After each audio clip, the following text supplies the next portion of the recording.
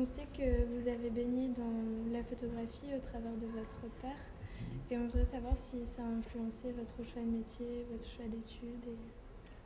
Oui, un peu, je pense. En fait, je pense toujours que c'est même pas moi qui ai choisi d'être photographe, c'est seulement quelque chose que j'étais déjà, non?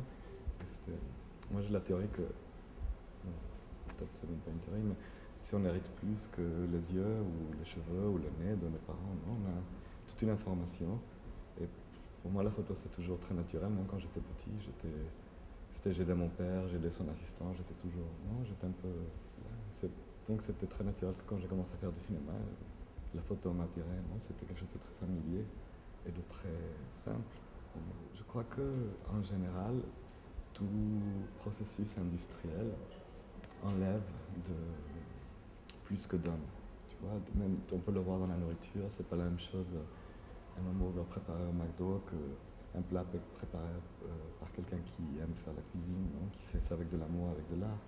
Et pour les arts, c'est la même chose. Non, il y a certains arts qui sont plus industriels que d'autres.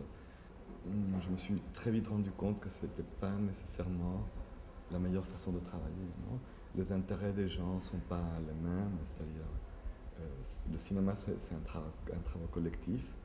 Et,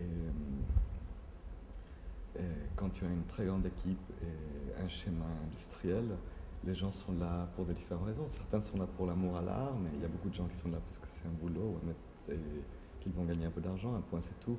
Ça leur est égal si c'est une publicité ou si c'est un film ou si le film parle d'une chose ou d'une autre.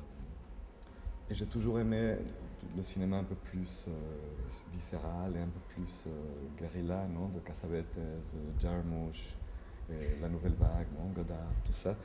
Et donc c'était un peu plutôt m'inspirer sur leur façon de faire du cinéma que sur ce schéma industriel. Et donc avec le premier film, on a vraiment essayé de le faire seulement avec les lumières qu'on pouvait brancher au mur. Non, et on l'a fait comme ça. Donc voilà, c'est pour ça que j'arrive à travailler avec la lumière naturelle, parce que c'est plus facile. Il n'y a pas besoin de tellement de gens, il n'y a pas besoin de tellement d'argent, d'équipement. Et moi, je me sens très libre aussi avec la caméra. Je peux mettre un grand angle et voir toute la chambre sans avoir des encombrements de câbles, de lumière. Non. Je peux tourner la caméra à 180 degrés et il n'y a pas 30 camions à bouger ou 60 personnes à sortir de la chambre. Tu vois, c'est plus simple, c'est plus léger. On nous apprend à l'école que nous sommes les créateurs, non? Et qu'il faut matérialiser une vision et que... Donc, en fait, on commence tous avec cette idée d'essayer d'imaginer quelque chose et puis la matérialiser. Et, euh, et j'ai commencé à travailler comme ça un peu, non?